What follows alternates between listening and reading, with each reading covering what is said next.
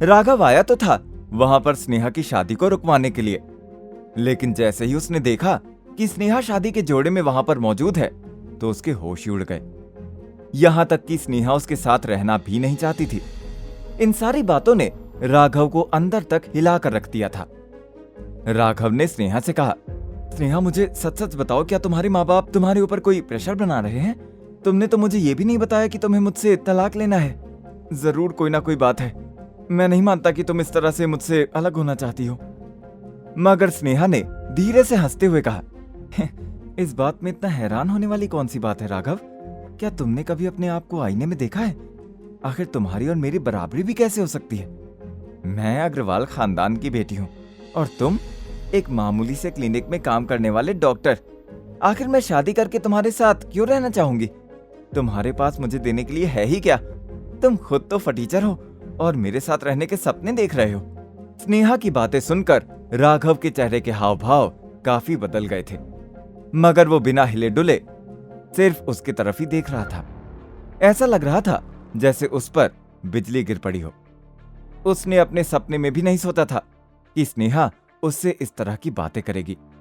इसके बाद स्नेहा अमन के पास जाकर खड़ी हो गई और उसने राघव से कहा, मुझे तुम्हारी तरह ड्रामा करने का कोई शौक नहीं है, इसीलिए मैंने तलाक के पेपर्स पर साइन कर दिए हैं। अच्छा होगा अगर तुम भी उन पेपर्स पर साइन कर दो और ये झूठा रिश्ता यहीं पर हमेशा के लिए खत्म कर दो। अब तुम यहां से जा सकते हो।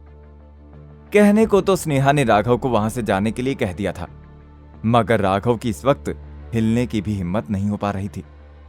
उसे अपनी जिंदगी का सबसे बड़ा झटका लगा था और वो समझ ही नहीं पा रहा था कि वो क्या करे। राघव चुपचाप मुड़ा और वहां से जाने लगा। उसके कानों में सब लोगों के हंसने की आवाज गूंज रही थी और उसे खुद पर बेहद शर्मिंदगी महसूस हो रही थी। वो स्नेहा की शादी रोकने के लिए बेकार में ही वहां पर आया था, मगर तभी अचानक से उसके दिमाग में एक ख्याल आया और उसने बिजली की रफ्तार से पीछे मुड़कर कहा, बाकी सब ठीक है, लेकिन मुझे पहले अतुल अग्रवाल से मिलना है। उन्होंने मेरे साथ जो कॉन्ट्रैक्ट किया था वो तोड़ दिया है, ऐसे में मुझे मेरे बाकी के पैसे वापस चाहिए। राघव की बात सुनकर सब लोगों के होश उड़ गए और गीता अग्रवाल ने कहा, ए लड़के, ये क्या बकवास कर रहा है तू? इस पर राघव ने जवाब दिया, वही बकवास कर रहा हूं जिससे आपकी बेटी को रक्षा कवच मिला था और उसकी जान बच गई थी। आपके पति ने मुझे अपनी बेटी की जान बचाने के लिए 1 करोड़ रुपए देने का वादा किया था। मुझे वो पैसे आज और अभी अतुल अग्रवाल के हाथ से चाहिए, नहीं तो मैं तलाक के पेपर पर साइन नहीं करने वाला। और इसका मतलब ये होगा कि अमन और स्नेहा की शादी पूरी तरह से गैर कानूनी हो जाएगी। उधर राघव के घर पर उसके पापा के पूरे शरीर पर सुनहरी विद्या की सुइयां लगी हुई थी, मगर इसके साथ साथ उनके दोनों तरफ मशीन भी लगी हुई थी जो उनकी पल्स और हार्ट रेट को चेक कर रही थी। राघव को पूरा यकीन था कि सुनहरी विद्या की सुइयों की वजह से जल्दी ही वो ठीक हो जाएंगे, मगर उन्हें अब तक होश नहीं आ रहा था। मगर तभी अचानक से उनकी पलकें धीरे से हिली। उन्होंने अपनी उंगलियां हिलाई और बेहोशी की ही हालत में गलती से करवट ले ली, जिसकी वजह से उनके शरीर पर लगी वो सुइयां निकलकर नीचे गिर गईं। ऐसा होते ही वो सारी मशीनें जोर जोर से बीप की आवाज निकालने लगी और सुरेश शर्मा की पल्स रेट गिरने लग गई। उनकी सांस अटकने लगी और वो बेहोशी की हालत में अपने ही बिस्तर पर पड़े पड़े तड़पने लग गए। मगर राघव इन सारी चीजों से पूरी तरह से अनजान था और इस वक्त बार बार अग्रवाल फैमिली से अतुल अग्रवाल को बुलाने के लिए ही कह रहा था। जब उसने देखा कि कोई भी अतुल अग्रवाल को बुलाने के लिए तैयार नहीं है, तो उसने अपने मन में ही सोचा, आखिर ऐसा कैसे हो सकता है कि घर के सारे लोग यहाँ पर हैं और अतुल अग्रवाल यहाँ पर मौजूद नहीं है? कुछ ना कुछ तो गड़बड़ जरूर है।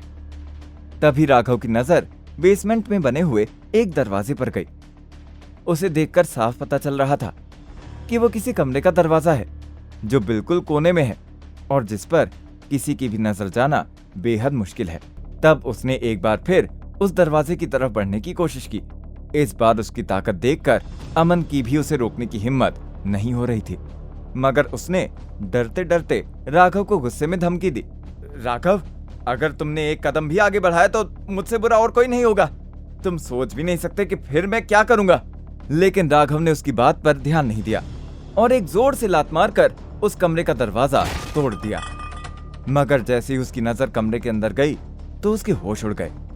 कमरे के अंदर अतुल अग्रवाल को एक कुर्सी पर बैठाकर उनके हाथ पैर बांध दिए गए थे। ये देखकर राघव के पैरों तले जमीन खिसक गई। आखिर अतुल अग्रवाल को वहां पर किसने बांधा हुआ था? इस पूरी गुत्थी की तह तक जा पाएगा? क्या स्नेहा और उसका रिश्ता आगे बढ़ेगा या यहीं पूरी तरह से खत्म हो जाएगा?